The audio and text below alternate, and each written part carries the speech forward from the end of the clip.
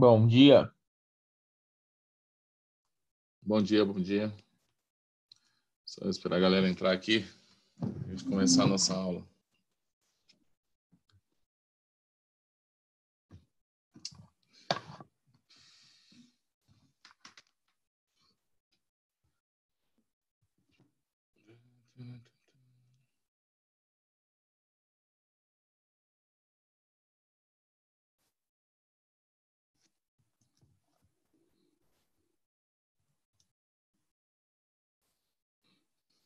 Vou dar só uns 2 minutinhos para a galera ver se a galera entra, para a gente começar a nossa aula. Mas do mais, como é que vocês estão? Tudo tranquilo? Gente, meu computador que ele pediu para reiniciar do nada e tá complicado. Tá, mas tá de boa.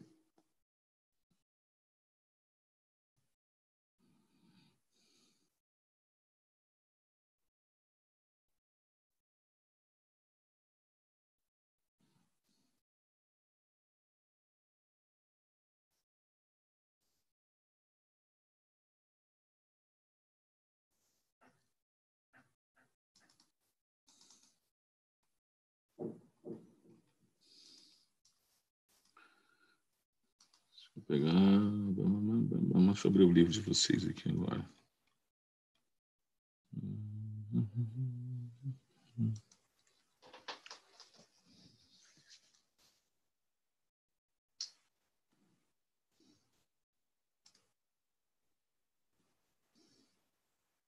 Jonassi, aceita Gustavo. Ele mandou no grupo.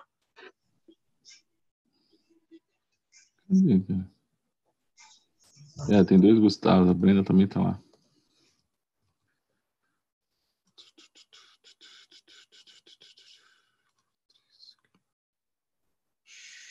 Valeu.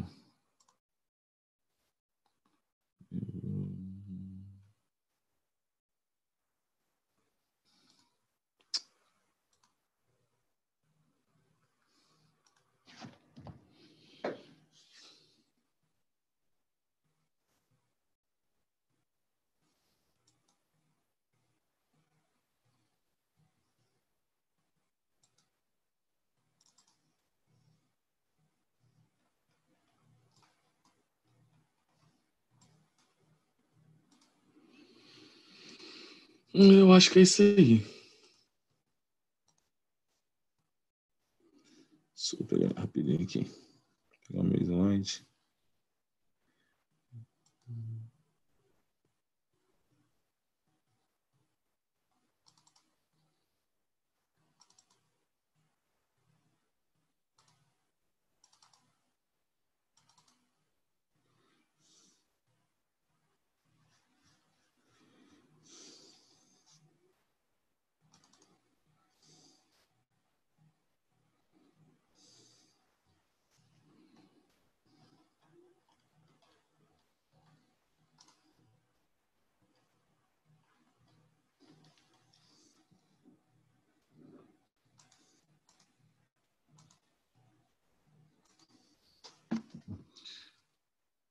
Pronto. Vamos lá então, galera. Acho que tem mais 2 pessoas aqui, o William e o Samuel. Pronto, acho que são os últimos a ingressar. Então vamos lá para a nossa aula. Então vamos lá. Ó. Hoje para o nosso cronograma lá é Química, né, gente? Química. Hoje vamos falar de Química 2, livro 4. Primeiro capítulo lá, isomeria ótica, tá? Vamos seguindo o fluxo aí. Você tem que seguir. A gente consegue ver o maior número de conteúdo possível, tá? Então, deixa eu colocar lá no livro de vocês. Está aqui, ó. Química 2, aula 13, estereoisomeria configuracional ótica. Tá? Então, vamos estudar estereoisomeria configuracional ou isomeria óptica, como queiram chamar, tá? Primeiro já dá noções, né, de simetria, noções de luz polarizada, noções de atividade óptica e noções de mistura racêmica. Tá? Vamos fazer isso. Primeiro, noções, né? Noções.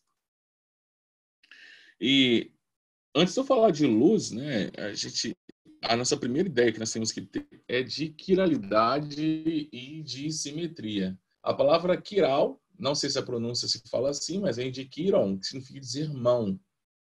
Então, quer dizer que imagens especulares uma da outra. Então, a minha mão esquerda é a imagem especular da minha direita. Elas não são sobreponíveis. A palavra sobreponível é muito comum nessa parte da química. O que isso quer dizer? Que elas não são sobreponíveis. Quer dizer que eu não consigo encaixar perfeitamente uma sobre a outra. Se eu colocar as duas palmas viradas para a mesma posição, eu não consigo encaixar uma sobre a outra. Meus polegares vão ficar de lados opostos, dedos indicadores de lados opostos. Então, quer dizer que nós teremos, então, uma não sobreposição. Ou seja, elas não são sobreponíveis. Se elas não são sobreponíveis, elas são imagens especulares uma da outra. Claro que depois tem que diferenciar para vocês quando é que uma molécula é uma imagem especular da outra, ou seja, quando ela é uma enantiômera e quando ela é uma diástereoisômera. A gente vai falar sobre isso mais à frente. À medida que o capítulo for desenrolar, já falar sobre termos. A primeira palavra que eu quero que vocês saibam agora é o que é quiral. Então, o que é quiral? A quiral vem da palavra mão. Em relação à mão esquerda, toda vez que eu falar, então, que uma molécula é quiral da outra, é porque uma é imagem especular da outra. Então, quer dizer que se eu pegar essa molécula e apontar ela para um espelho, eu vou ver essa outra molécula. Então, se eu pegar a minha mão esquerda e apontar para o espelho, eu vou ver o quê? A imagem da minha mão direita. Então, minha mão esquerda e mão direita são quirais. São imagens especular. Ou seja, a palavra especular quer dizer que são imagens como de um espelho vista uma da outra. Então, minha mão esquerda é a imagem da direita, a direita é a imagem da esquerda e vice-versa. Tranquilo para vocês? E, pegando esse raciocínio de quiralidade, como eu já havia dito, as moléculas podem ser quirais. Mas da onde que vem isso? Então, vamos começar primeiro um conceito de luz polarizada, né? Já estudou isso na física, né? Um pouquinho, né? Mas vamos rever isso. Então, a luz natural é uma luz não polarizada. Essa luz, ela vibra em vários planos. A palavra polarizar, então você fala, o que é uma luz polarizada? Ela vibra em planos restritos. Agora, aqui a luz natural, ela está vibrando em vários planos. Então, ela não vibra só na horizontal, só na vertical, só na diagonal. Ela vibra em todos os planos possíveis. Então, a luz natural, ela tem vários planos de vibração. Como a luz é uma onda transversal, esses planos são sempre perpendiculares à direção de propagação. Mas, enfim, quando eu pego essa luz não polarizada e faço ela passar por um polarizador, né, eu vou eliminar esses planos indesejáveis e vou fazer com que ela passe em um único plano. Então, eu fiz uma polarização da luz.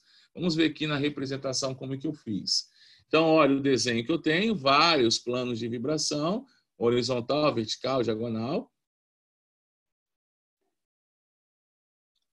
E olha agora um desenho de uma luz polarizada. Ela está vibrando simplesmente no plano, vou colocar assim, nesse único plano aí da tela de vocês. Se eu fosse representar essa vibração, teria a vibração do lado, a representação de Fresnel. Olha não polarizada, olha a representação, olha a representação de uma luz polarizada. Um único plano de vibração. Então, a luz natural, né, a luz proveniente do Sol, proveniente de qualquer outra fonte de iluminação, é uma luz não polarizada. Então, aqui eu coloquei a luz proveniente de uma lâmpada. Se eu tivesse que representar esses feixes luminosos, eu iria fazer uma representação de Fresnel, como está aqui, em vários planos de vibração, horizontal, vertical, diagonal e etc. Só que, ao fazer essa luz passar por um polarizador, esse polarizador aqui eu estou representando como um prisma de Nicol, que seria um polarizador natural, né, descoberto inicialmente. E ao fazer essa luz passar por esse prisma, eu vou fazer com que essa luz, eu vou fazer com que planos oriundos do que eu quero, então eu vou ter um plano vertical, todos os outros planos serão o quê? Retidos por esse prisma. Então vai permitir a passagem somente de um. Então aqui eu vou ter uma luz polarizada. Por que essa luz foi polarizada? Porque ela passou por um polarizador, por um cristal que vai polarizar. Nós temos lentes de óculos polarizadas, né? Temos várias, né? Hoje é muito comum ter óculos de grau, de sol, com lentes polarizadas. Então, o que é polarizar algo? É impedir a passagem de um plano de luz não desejado. Então, coloquei uma luz que se vibrava em vários planos, ela passou por esse prisma e ela saiu vibrando em um único plano. Aí que está o X da questão. Então, eu já sei o que é polarizar a luz, o homem já sabia também o que era polarizar. O que ele não sabia é que, quando essa luz polarizada atingia algumas determinadas substâncias, que não eram todas, esse plano de vibração dessa luz era desviado, sofria um pequeno desvio. Ora para a direita, ora para a esquerda. Só que quando ele colocava, e não era com toda a substância, isso era uma características específicas de alguma substância. Então, suponhamos que ele fizesse uma solução de cloreto de sódio, não acontecia nada. Mas ele colocaria lá ácido lático, acontecia. Colocava uma outra substância lá, porra. Por que com algumas substâncias a luz é desviada e com as outras não? Essa era a pergunta a ser feita. Eu já sabia o que era polarizar e por que, quando essa luz atravessava as determinadas substâncias, essa luz sofria um pequeno desvio no seu plano de polarizado. Então, ela estava polarizada na vertical, ela desviou um pouquinho para a direita destrógeno, ou para a esquerda, levógena. Então, nós tínhamos que entender o porquê que isso acontecia. A primeira coisa que chegou à conclusão é que, como não eram todas substâncias que faziam isso, as substâncias que tinham essa atividade de interagir com a luz polarizada, eu comecei a chamar essa substância de substâncias opticamente ativas. Então, ela tinha atividade óptica. Qual era a atividade óptica dessa substância? Desviar a luz polarizada. Agora, bastava a gente entender o que era necessário, já que todas não conseguiam interagir, essas que interagiam, o que elas tinham diferente das outras? E esse é o nosso papel, pensando em vestibular, pensando em prova do Enem. Entender o que é preciso de uma molécula, o que essa molécula precisa ter para ela interagir com essa luz polarizada, ou seja, para ela ser opticamente ativa. Então, como eu tinha algumas substâncias que desviavam a luz para a direita, chamar de destrógeno, que chamamos de destrógena, giro para a direita, e levógena, girar para a esquerda, e que essas substâncias, quando comparadas, uma mesma substância química, provavelmente com fórmulas, já tinha ideia, com fórmulas espaciais diferentes, a que desviava para a direita e para a esquerda eram nada mais nada menos do que imagens especulares uma da outra, ou seja, eram moléculas quirais, ou seja, era o que nós chamamos de antípodas ópticos. Anti quer dizer contrário, atividades ópticas diferentes, antípodas ópticas ou enantiomorfos, ou ainda enantiômeros. Perfeito? Cara, o que essa molécula precisa ter? A característica que foi, ao analisar, claro que isso não é feito assim, tem alguma coisa diferente, vou encontrar agora o que não. Foi analisando, e chegou-se à conclusão que, para que uma substância tenha capacidade de interagir com a luz polarizada, ela precisa ter algo especial. O que é esse algo especial? Ela precisa ter um carbono assimétrico. Ela não pode ser uma molécula simétrica, ela tem que ser uma molécula assimétrica. Professor, caramba, o que é simetria? Provavelmente já estudaram isso, em biologia a gente fala de seres simétricos, assimétricos, Suponhamos, se eu dividisse aqui ao meio, se eu nasci aqui ao meio, o meu lado direito e o meu lado esquerdo seriam completamente diferentes um do outro. Então, são lados assimétricos. Seres mais simples, pensar em pólipo, pensar em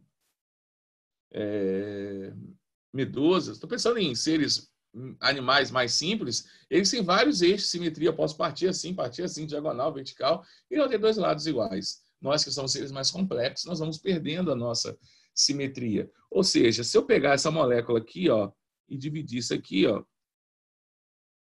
ao meio, o lado direito e o lado esquerdo seriam completamente diferentes. Se eu colocar lado esquerdo e o lado direito, não são iguais. Mesmo que eu tentasse, passar o mais próximo possível aqui, eu teria dois lados diferentes nessas moléculas. Então, essas moléculas não têm lados iguais. Então, são moléculas assimétricas. E o que é preciso para uma molécula ser simétrica? É preciso ter o que nós chamamos de carbono quiral. É esse cara que eu vou representar com um asterisco. Esse carbono quiral é todo átomo de carbono ligado a 4 ligantes diferentes. Quando eu falo de ligantes, eu não estou falando assim que um tem que ser carbono, outro tem que ser hidrogênio. Não, eu posso ter 2 carbonos. Só que suponhamos, o carbono em cima está ligado a hidroxilo e o de lado está ligado ao hidrogênio. Então, são carbonos diferentes. Vou mostrar para vocês na molécula. Então, toda vez que eu tiver um átomo de carbono ligado a 4 radicais diferentes, chamado de R1, diferente de R2, diferente de R3, diferente de R4. Então, toda vez que eu tiver 4 grupos diferentes, podem falar de átomos, tá? 4 grupos, não estou falando átomos, para vocês não ficarem restritos a átomos. 4 ligantes diferentes, eu tenho um carbono quiral. Se eu tenho carbono quiral, essa molécula tem atividade ótica. Então, ora, ela pode virar a luz para a direita e ora a luz para a esquerda. A gente tem como saber... Oi. Oi. É só uma dúvida besta, não sei nem se faz importância. Se a soma do peso, eu esqueci qual que é o nome, peso de 2 ligantes for o mesmo, são considerados o mesmo ou são considerados diferentes? Não, depende, né? Como assim, o peso? Você está falando de peso molecular, você está Por falando... exemplo, eu esqueci qual que são vou colocar essas assim, moléculas. o oxigênio tem massa 16. Suponhamos. Massa. Aí aqui, eu coloquei aqui um carbono...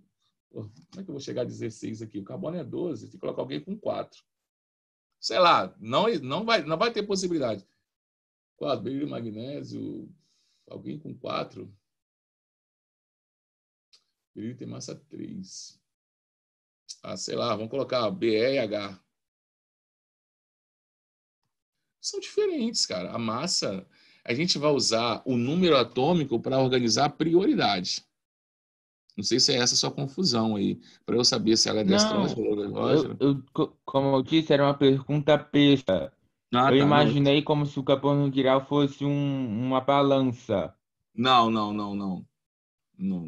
pensa assim.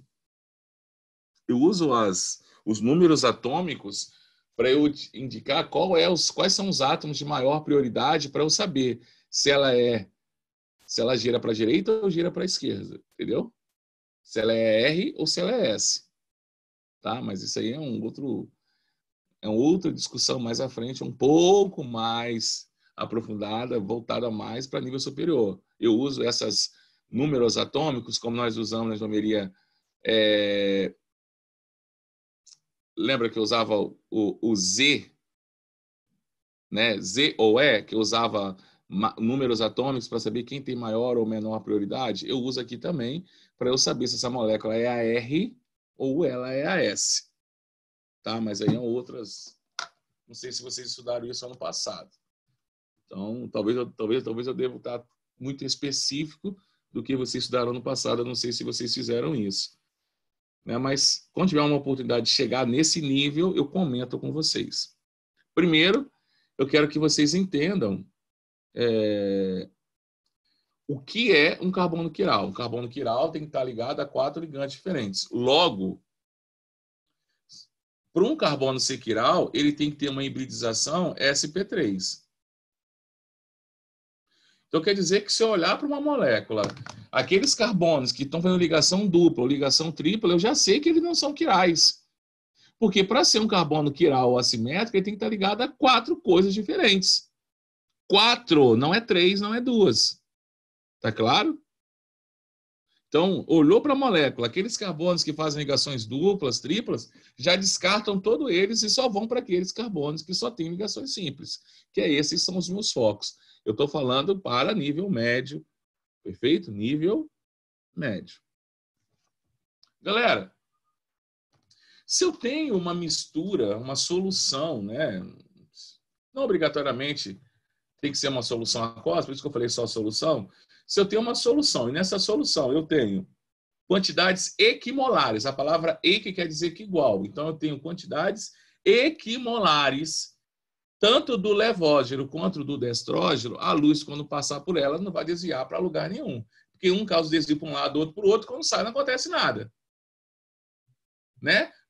Quando isso acontece, quer dizer que eu tenho uma mistura racêmica. Então, suponhamos, eu sei que um ácido lático desvia para a direita. Então, um é o destrógeno. Eu sei que o ácido lático tem outro que desvia para a esquerda. Eu sei que um é levógeno. Mas se eu colocar esses ácidos láticos numa solução com quantidades iguais, a luz, quando passar por essa solução, não vai acontecer nada. Aí eu vou perguntar, o ácido lático deixou de ter atividade ótica? Não, o ácido não. A mistura, sim, porque eu tenho quantidades equimolares. Então, eu chamo essa mistura de mistura racêmica. Perfeito? Tranquilo o que é uma mistura racêmica? Então, a mistura racêmica é uma mistura equimolar. Equimolar de igual molaridade. Então, tem que ter, sei lá, 1 mol por litro de um levógeno e 1 mol por litro do destrógeno daquela substância. Então, elas são equimolares. Então, equimolar, então a minha substância, aquela mistura é uma mistura racêmica. Então, quer dizer que aquela solução não tem atividade ótica. Eu não estou falando que o composto não tem, a solução em si. Porque ele é uma mistura de antípodas ópticos. Um desviou para a direita e o outro desviou para a esquerda. Como eu tenho a mesma quantidade, o saldo total vai ser 0, ou seja, não desvia para lugar nenhum. Então, eu tenho ali uma mistura opticamente inativa. Tranquilo o que é a mistura racêmica? Só para resgatar o que eu falei para vocês de carbono assimétrico, então vamos analisar aqui a minha figura. Eu tenho aqui 2 carbonos, os 2 carbonos são sp3, só que apenas um dos carbonos tem 4 ligantes diferentes. Analise esse carbono que eu vou assinalar aqui agora, o carbono do centro. Olha, ele está ligado à esquerda com um CH3, embaixo com cloro, à direita com hidrogênio e em cima com uma hidroxila. Então, se eu tenho 4 ligantes diferentes, esse meu carbono é um carbono assimétrico ou carbono quiral. Logo, essa substância tem o quê? Atividade ótica. Esse é o nosso papel, tá? Só para ver se a gente conseguiu ficar tranquilo em relação a esse que eu havia dito para vocês, eu preciso mostrar alguns exercícios para vocês. E nós vamos lá. Na estrutura abaixo, quando se substitui o R por alguns radicais, o composto adquire atividade ótica. Né? Eu já sei que quem está à minha esquerda, que é o metil, é diferente de quem está à minha direita, que é a carboxila. Então, já sei que essas duas coisas são diferentes. O que eu não sei ainda é quem eu vou colocar aqui e quem que eu vou colocar aqui, para que eu tenha 4 coisas diferentes. Na letra A, ele falou assim, vamos colocar um metil aqui, tanto faz, né? Vamos colocar um metil aqui, um etil, para ver.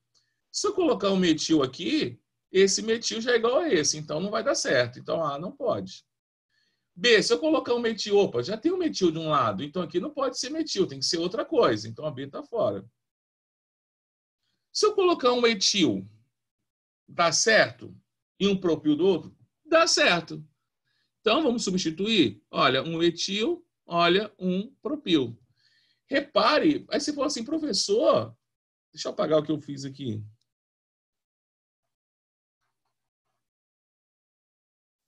Mas fala assim, professor, mas eu tenho 4 carbonos, cara. Aqui é carbono, aqui é carbono, aqui é carbono e aqui é carbono. Mas você não olha só para o átomo imediatamente ligado ao carbono que você quer saber se ele é quiral ou não. Você liga para o conjunto da obra. Tá, esse carbono que está ligado ao meu carbono possivelmente quiral está ligado com quem? Com hidrogênios. Quantos? 3. Esse daqui também está ligado com hidrogênio, mas não está ligado com 3, está ligado com 2. E depois, olha a cadeia, completamente diferente. Então, e essas duas coisas são diferentes. Aqui também tem carbono, só que esse carbono se liga com oxigênio, então é diferente dos outros. Esse carbono também está ligado a 2 hidrogênios, é igual de baixo, só que a continuidade da cadeia é diferente. Aqui termina um CH3, aqui ainda antes tem um CH2, para depois vir um CH3. Então, é o conjunto do grupo. Então, analiso por grupo. O grupo.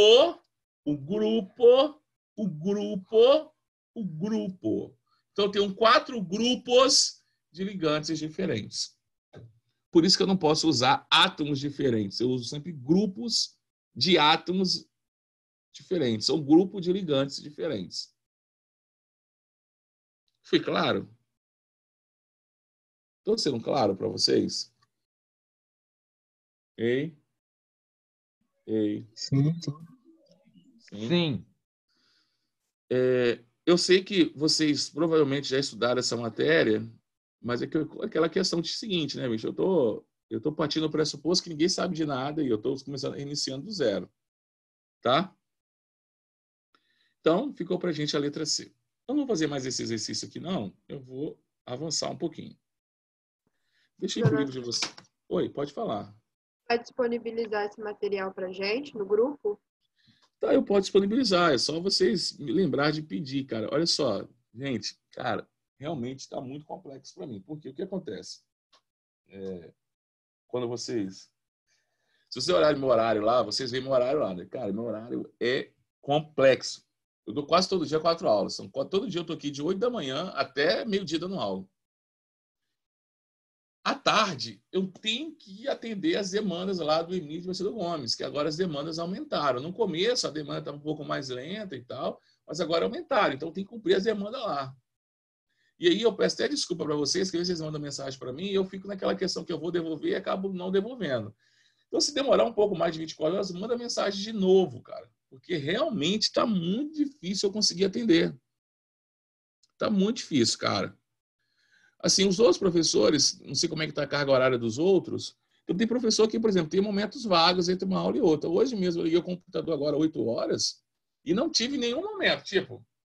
E é o momento que sobra é para montar esse slide. Então peço para vocês sejam insistentes. Professor, aquele material, professor, aquela lista de exercícios, professor, aquela questão, você nem mandou resposta. Porque realmente, cara, eu não consigo, às vezes... Não, de manhã esquece. Eu não consigo nem olhar meu WhatsApp de manhã. Às vezes a coordenação, a direção manda mensagem para mim aqui, eu não consigo visualizar. Aí agora eu desço para almoçar, vou almoçar e 1 hora já estou na pegada lá do EMI, cara. Estou naquela pegada. Então, tipo, eu peço muito isso.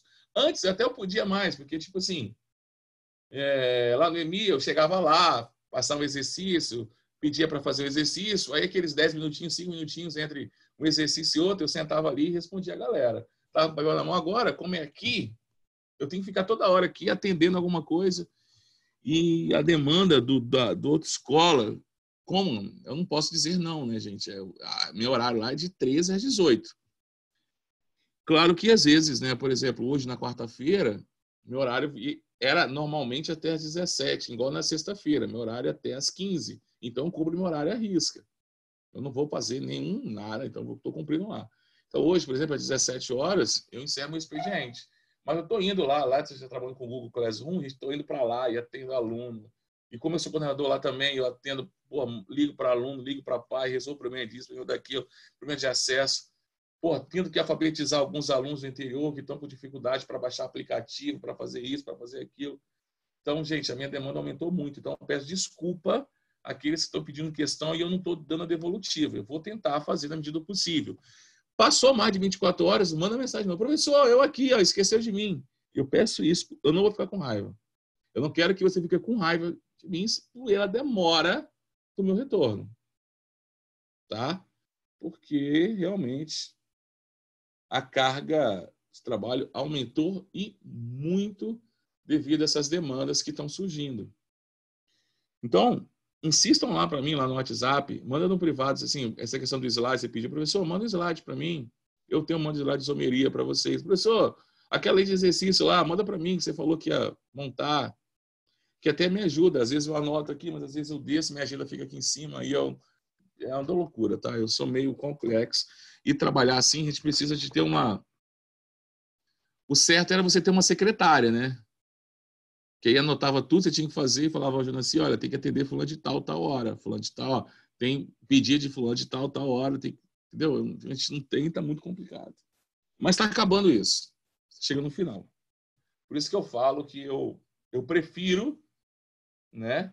Eu sei que nós não temos, assim, não posso falar que garantir a segurança de todo mundo, né? Eu acho que nem o governo consegue fazer isso, mas eu prefiro voltar para que essa demanda, né, diminua, e vai diminuir muito, cara. Diminuir muito. Galera, falei para vocês sobre mão quiral, mas me lembra lá no particular para eu mandar para vocês. Falei sobre carbonos quirais. Falei sobre carbono assimétrico. Gente, quando eu falo de centro quiral, centro assimétrico ou centro estereogênico, é a mesma coisa, ou estereocêntrico. Lembra que é a estereoisomeria? Então, tudo quero dizer é a mesma coisa. Quem é isso, cara? É esse carbono que tem 4 ligantes diferentes. 4 grupos de ligantes diferentes. Deixa eu ver se eu consigo.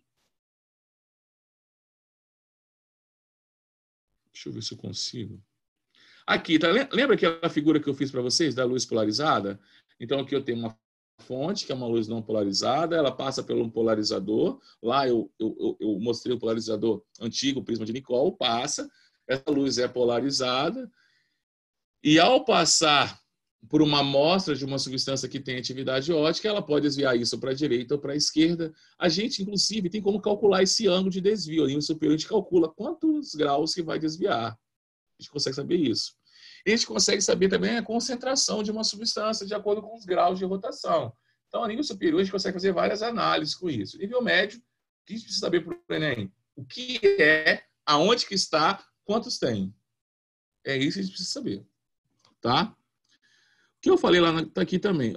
Falei sobre mistura racêmica, né? Falei sobre enantiômeros, antípodas óticos, falei. Mistura racêmica, falei. Deixa eu ver mais o que eu falei. Isso aqui. Aqui está contando uma história para vocês sobre Pasteur, como que ele chegou a essa questão. E daqui a pouco, né, eu vou mostrar para vocês um slide que eu vou falar sobre a nomenclatura RS para vocês. O livro traz para a gente quem é o R e quem é o S. Daqui a pouco eu vou explicar isso para vocês, quem é o R e quem é o S, usando a projeção de Fischer, tá? Mas deixa eu voltar aqui para um slide meu que eu preciso mostrar para vocês um detalhe.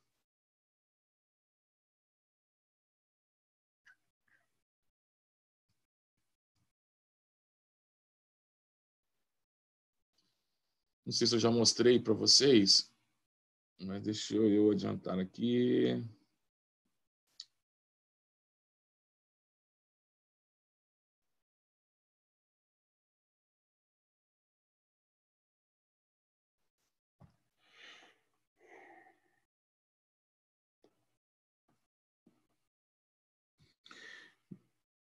Galera, uma parte, deixa eu voltar a maior parte dos compostos, agora assim, é aquela parte contextual, né? Aquela parte de conhecimento geral.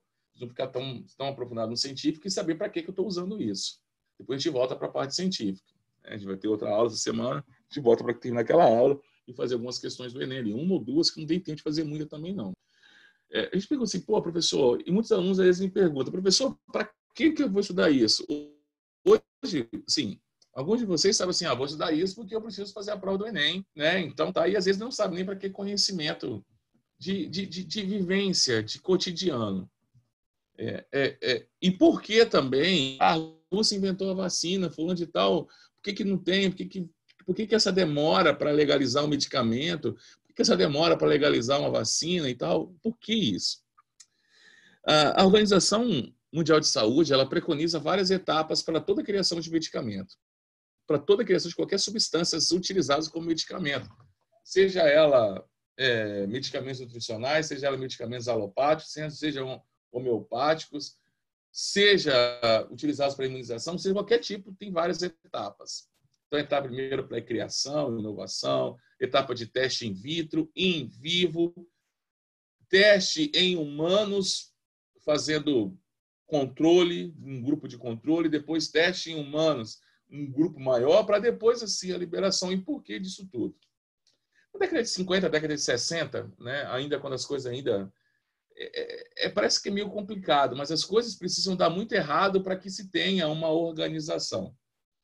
Eu acho que, desculpa por falar de um grupo, de uma coisa polêmica, eu não quero puxar a discussão para esse tópico, mas nunca se falou tanto em aborto, legalização, né? quanto se falou agora, principalmente para a gente aqui no estado, devido a esse lamentável incidente acontecido com essa garota, que eu nem sei o nome dela, de 10 anos de idade. E, ao meu ponto de vista, eu acho que quem tem que discutir isso são as mulheres. Não compete a eu, Jonaci, como homem, discutir sobre isso. Assim como não compete um louro de olhos azuis sobre racismo racial. Que ele não sabe o que é ter preconceito racial, talvez ele nunca passou por isso. Então, eu acho que quem tem que defender a causa é um indivíduo. Então, eu sou negro, eu defendo o negro. O branco que defenda ele. Então, eu preciso ter voz. O problema da democracia é não dar voz a quem realmente deveria ser dado. Então, eu acho que quem tem que argumentar sobre a legalização ou não de aborto são as mulheres. São elas que são vítimas, são elas que passam por isso. Quem tem que falar sobre preconceito racial são os negros, são os asiáticos, são os amarelos, são os indígenas, são eles. Não é o branco, não é o louro de olho azul de classe média alta. Quem tem que discutir sobre o SUS é a associação de moradores. São eles que ficam na fila esperando para ser atendido. São eles que vão para o UPA. Não é o cara de gravatinha que nunca foi no UPA, não sabe nem onde que fica o hospital público. Então, são essas coisas que precisa acertar. E deu muito ruim com o medicamento, deu muito ruim com a isomeria ótica. Essa substância que está aí representada para vocês é a talidomida, que ainda é utilizada, só que hoje ela é utilizada para tratar a hanseníase. Hanseníase é a mesma ideia lá de lepra, lá já descrita há muitos anos atrás na Bíblia. Esse medicamento veio de uma indústria farmacêutica como o mais inovador da época, foi de década de 50, no tratamento do enjoo matinal, né? No primeiro trimestre de gestação, tem um corpo estranho crescendo ali, tem um hospedeiro, né, crescendo dentro da barriga de uma mulher. Né? Ela hospeda alguém que se alimenta do que ela tem. O nosso organismo, meio que autônomo, ele tenta expulsar aquilo de qualquer maneira, mas para que isso não aconteça, tem que ter um retorno hormonal muito grande. Então, há um pico hormonal gigantesco esse primeiro trimestre para que essa nidação e depois essas fases de mórula, blástula, sejam todas completas e para que esse feto, né, para que esse embrião se torne um feto propriamente pronto. E aí ele começa a crescer. Então, esse primeiro trimestre é muito complicado. E as mulheres, principalmente nessas primeiras semanas de gestação, passam por um enjoo matinal gigantesco. Umas mais, outras menos. E mesmo vocês, meninas aí, né, mulher? Me falando meninas até então, porque poucos de vocês são maiores de 18 anos, podem fazer uso de contraceptivo, mesmo às vezes, para tratar a acne. É muito comum, né? A ginecologista lá, né, na primeira menarca, prescrever um anticoncepcional, né? E às vezes até para quê? Para tratar a acne, melhorar a pele, antes de entrar com isotretinoína, antes de entrar com medicamentos mais agressivos. E aí, o que acontece? Algumas mulheres passam mal com contraceptivo. Imaginem o organismo dela produzindo altas doses de hormônios luteinizantes e hormônios gonadotróficos. Cara, então ela passa muito mal, não conseguia escovar os dentes de manhã, não conseguia comer nada. Por isso que é muito comum, por incrível que pareça, no início da gestação, a mulher perder peso ao invés de engordar. Ela engorda depois do primeiro trimestre. Primeiras 4, primeiras 12 semanas, normalmente ela perde um pouquinho de peso, não consegue comer direito, depois tem os desejos, e aí a comelância, se não tomar cuidado, cresce muito mesmo. E esse medicamento, essa informação veio para isso. Olha, você pode tomar, que você não vai ter enjoo matinal. Serve? Claro que serve. Só que eles não ficaram atentos que essa talidomida tinha atividade ótica. Que um dos isômeros era antiemético. Melhorava, sim, o enjoo matinal. Mas só que o outro isômero, o outro antípoda, era teratogênico. Ou seja, ele interagia no desenvolvimento fetal. Ou seja, ele causava má formação. E aí, cara, nasceu uma cacetada de problemas de má formação, principalmente dos membros superiores. Daí o nome, né? Esse quadro teratogênico ficou conhecido como focomielia. Esse termo já, inclusive, já caiu na prova do Enem. Focomielia, de foca. O que a foca tem? Os membros superiores muito pequenos. Então, as crianças começaram a nascer com má formação genética. A ausência total, parcial de membros, principalmente superiores, mas também acometia os inferiores. Então começou a nascer várias crianças com problemas, com ausência total parcial de braços e mãos e pernas, etc. E várias crianças, até perceber que esse problema era causado pela talidomida e ela automaticamente foi retirada do mercado. E por que eu falo isso? Porque, às vezes, né, o que nós mais temos no comércio de medicamentos são misturas racêmicas.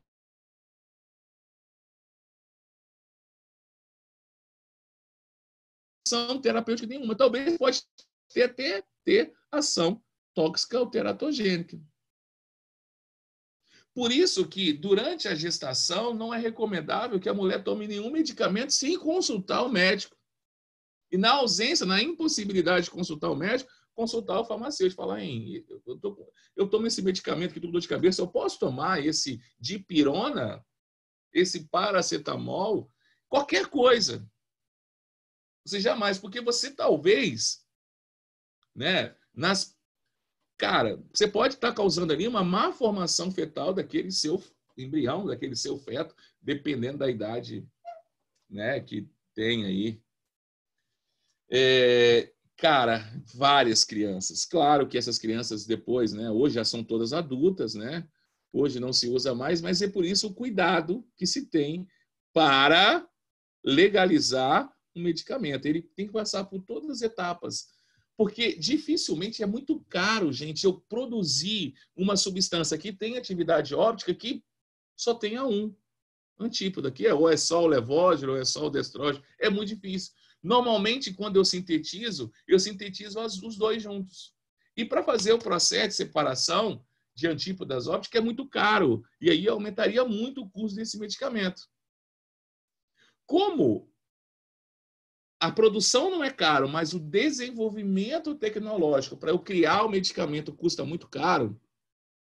É por isso que o Brasil não desenvolve isso, porque eu tenho que pagar um pesquisador ou um conjunto de pesquisadores 10, 12, 15 anos para criar alguma coisa. O Brasil não vai fazer isso, né? Então a gente acaba aqui tendo esse grande problema de produção de medicamento. Aí eu vou produzir a mistura racêmica. Então quer dizer que para vocês, de cada medicamento que você toma, suponhamos que eu estou pegando lá um diclofenaco, nem analisei a molécula de diclofenaco para ver se ela é... Só te dando um exemplo. Suponhamos que você está fazendo um tratamento com diclofenaco de sódio, de 50 miligramas, se ele tiver atividade óptica, daqueles 50 miligramas, só 25 miligramas que realmente vai te fazer a ação farmacológica. Os outros 25 miligramas não tem ação nenhuma no seu organismo. Mas, se eu purifico ele, só com o que tem ação, eu vou elevar demais o preço desse medicamento. E aí, os farmacêuticos acabam não fazendo isso. Então, é muito difícil eu ter um medicamento que seja só um antípoda, que não seja a mistura dos dois. Tá? Galera, eu vou continuar a falar de isomeria óptica. A gente tem alguns cálculos, falar de R, falar de S, falar de projeção de Fischer, fazer exercício. Hoje era só para dar essa introdução. Alguma pergunta? Vocês têm alguma pergunta, alguma coisa? Fala para mim aí, está tudo tranquilo? Essa aula vocês já tiveram, né? Claro que sempre que tiver oportunidade para falar de relacionar a química com biologia, qualquer outra coisa, talvez eu tenha mais facilidade para falar isso, porque eu perpasso por essas áreas com um pouco mais de facilidade, né? Então eu vou ter sempre mais domínio para falar, para perpassar por essas áreas. Claro que eu não gosto muito da biologia voltada para o lado desses animais aí, aracnídeos, não sei o que, eu não gosto disso. Então eu deletei do meu cérebro. Agora, fisiologia humana, anatomia, essas coisas eu gosto pra caramba. E protozoários, qualquer micro-organismo relacionado aos patogênicos eu também gosto de já passar por isso aí. Aí, por que eu trouxe para vocês? O Enem já trouxe uma questão só da talidomida, que poderia ser feito tanto com conhecimento de biologia quanto conhecimento de química. Na próxima aula eu trago ela para vocês. Já vou conversar com vocês sobre isso. Então a talidomida foi um marco para padronizar tudo isso. Eu acredito que o coronavírus foi um marco para a Organização Mundial de Saúde. A partir do momento que foi identificado qualquer agente capaz de criar uma pandemia, aquela região vai ser o quê? Vai ser isolada. O que não foi feito lá com Wuhan, né? Como é o nome da cidade? Wuhan, eu acho que é assim lá na China. A cidade não foi isolada.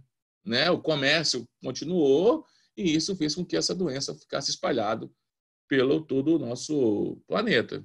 Deveria ser feito o quê? Então, acredito que a Organização Mundial de Saúde agora vai começar a se organizar um pouco melhor, porque detectou um evento, aquele evento é potencial pandêmico, tem potencial pandêmico? Se a resposta for sim, pode ter certeza que aquela região vai ser isolada do mapa até que toda aquela coisa seja controlada. Vocês viram vários filmes assim, não já? Eu acho que tem um filme chamado Pandemia, tem até Netflix, se não me engano, ele também trata uma situação dessa, uma cidade que foi isolada. Não sei se é pandemia, cara. Depois eu mando para vocês o nome do filme lá que eu assisti. É um filme coreano. Excelente. Galera, um forte abraço para vocês. Tem alguma pergunta aí?